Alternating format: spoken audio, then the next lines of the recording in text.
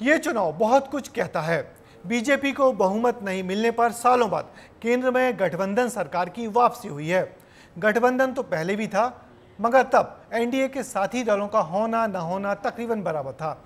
मगर इस बार एनडीए के मुख्य घटक बीजेपी को सरकार चलाने में अपने गठबंधन के साथियों की परवाह करनी होगी, उनकी बात माननी होगी, नाज नखरे उठाने होंगे और अपना एजेंडा पूरा करवाने में साथी दलों की मान मनौवल भी करनी होगी। कितनी बदली होगी ये गठबंधन की सरकार, देखिए हमारी ये खास रिपोर्ट। मोदी के लिए अपना कुछ नहीं है, आप ही मेरा परिवार। हमारे विरोधी एकजुट होकर भी उतनी सीटें नहीं जीत पाए जितनी इस लोकसभा चुनाव में अकेली बीजेपी ने जीती है। मोदी मोदी मोदी। पीएम 3.0 एनडीए ने मारी बाजी, क्या नीतीश के हाथ में चाबी। 2 सफल कार्यकाल पूरे करने के बाद 240 सीटों पर परचम लहराने के बाद पीएम मोदी ने राष्ट्रपति को अपना इस्तीफा सौंपा और अब सभी को इंतजार 8 जून का है। सवाल यह है कि इंतजार किस बात का, क्या पीएम की हैट्रिक होते देखने का या फिर ऐतिहासिक बदलाव के साक्षी बनने का। ये बात आज इसीलिए जरूरी हो गई है क्योंकि राजनीतिक गलियारों में कयास लगाए जा रहे हैं कि इस बार नई सरकार की सूरत बदली नजर आ सकती है। इस बार बीजेपी 2014 के बाद पहली बार बहुमत के जादुई आंकड़े 272 को पार नहीं कर पाई। बीजेपी के खाते में 240 सीटें गईं। तेलुगु देशम पार्टी ने 16, जेडीयू ने 12, मुख्यमंत्री एकनाथ शिंदे की शिवसेना ने 7 और चिराग पासवान की लोक जनशक्ति पार्टी ने 5 सीटें जीती। अभी इस सरकार गठन में अहम भूमिका निभाएंगी। टीडीपी और जेडीयू इन दोनों को मिलाकर कुल 28 सीटें होती हैं, जो बेहद खास है। इसी बीच जिस ओर ध्यान छूट रहा है वो अन्य का आंकड़ा है। इस बार अन्य के खाते में 17 सीटें हैं। ये सांसद भी सरकार का भविष्य तय कर सकते हैं।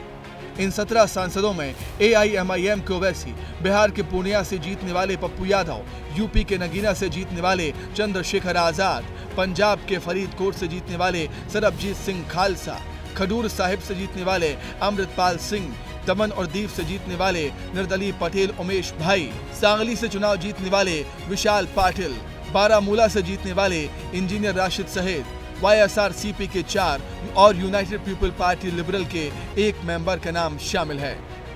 ऐसे में केंद्र में एनडीए की सरकार तो बनती दिख रही है, लेकिन बीजेपी की सीट 272 से कम होने के नाते इंडिया गठबंधन भी सरकार बनाने के लिए मंथन कर रहा है। नीतीश और नायडू के 28 सांसद अगर इंडिया गठबंधन से हाथ मिला लेते हैं तो उसका आंकड़ा 262 तक पहुंच जाएगा। उसे 10 और सांसदों की जरूरत होगी। ये 10 सांसद उन अन्य में से आ सकते हैं जो किसी भी गठबंधन का हिस्सा नहीं है। जनता ने तो बीजेपी का बहुमत खींच लिया है, 232 तक लाकर खड़ा किया है। तो अब जोड़ तोड़ वाली सरकार बनाने की कोशिश हो रही है तो करने दो। डेमोक्रेसी है, लोकतंत्र है, लोकतंत्र में ऐसी कोशिश होती है। जो भी लोग इनसे त्रस्त है वो सारे लोग हमारे साथ आएंगे, सारे देशभक्त हमारे साथ आएंगे।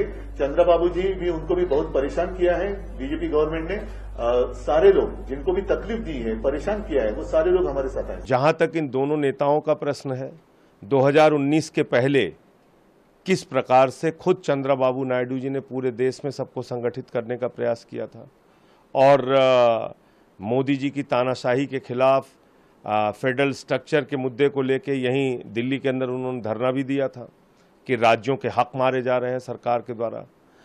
और यही काम खुद नीतीश कुमार जी ने किया था इंडिया गठबंधन को संगठित करने के लिए। तो अगर आप देखें तो स्वाभाविक रूप से इनके मन में कोई श्रद्धा या कोई रिस्पेक्ट मोदी और अमित शाह को लेके है, ऐसा मैं नहीं मानता। पूर्ण बहुमत न मिलने के चलते इस बार पीएम मोदी के सामने कई बड़े चैलेंजेस हैं। चैलेंज नंबर 1, पूर्ण बहुमत न होने की वजह से अब एनडीए को साथ लेकर चलने की चुनौती। चैलेंज नंबर 2, नीतीश और नायडू अपने राज्यों को स्पेशल राज्य बनाने की मांग करेंगे। चैलेंज नंबर 3, बीजेपी के सहयोगी दलों के बीच विचारधारा को लेकर भी मतभेद होंगे। चैलेंज नंबर 4, मोदी सरकार को बीजेपी और आरएसएस के एजेंडे को धरातल पर उतारने में कशमकश करनी होगी। चैलेंज नंबर 5, महाराष्ट्र, दिल्ली और हरियाणा में विधानसभा चुनाव होने हैं। इन राज्यों में बेहतर प्रदर्शन का दबाव रहेगा। भाजपा के पास इतना बहुमत होता था कि कोई भी सहयोगी दल इस स्थिति में नहीं होता था कि मोदी के सामने तनकर खड़ा हो जाए या अपनी मनवाने के लिए एकदम जिद करने लगे। अगर कोई जिद भी करेगा तो वो तभी मान सकते हैं जब वो चाहेंगे। लेकिन अब परिस्थितियां बदल रही हैं। 240 का जो आंकड़ा है वो बहुमत से लगभग 22 सीटें कम है, न्यूनतम बहुमत से कम है। तो जाहिर सी बात है सरकार की जो निर्भरता है वो सहयोगी दलों पर ज़्यादा है। नतीजे घोषित हुए कुछ वक्त भी नहीं बीता और केंद्र में सरकार को लेकर उठापटक के लक्षण नजर आने लगे हैं। बहुमत से दूर बीजेपी को अपने गठबंधन पर भरोसा है। वहीं विपक्षी गठबंधन भी एनडीए को तोड़ नरेंद्र मोदी से प्रधानमंत्री की कुर्सी छीनने की कोशिश में लगा हुआ है। हालांकि ये राजनीति है, यहाँ कयास तो बहुत लगते हैं लेकिन होता वही है जिसकी कल्पना भी नहीं की गई हो। ब्यूरो रिपोर्ट, विस्तार न्यूज। वैसे एनडीए के दो खास घटक टीडीपी और जेडीयू को लेकर बहुत शंकाएं भी जताई जा रही हैं, क्योंकि ये दोनों पार्टियां प्रेशर पॉलिटिक्स के लिए या कहें जिद या अपनी शर्तें मनवाने के लिए जानी जाती हैं। फिर भी दोनों दलों ने फिलहाल तो एनडीए के साथ एकजुट रहने में ही अपनी प्रतिबद्धता जाहिर की है, मगर गठबंधन की सरकार को चलाने में प्रधानमंत्री मोदी को बहुत सतर्कता बरतनी होगी और साथ ही अपने राजनीतिक कौशल का परिचय भी देना होगा, क्योंकि सब दलों को साथ लेकर चलना आसान नहीं होता।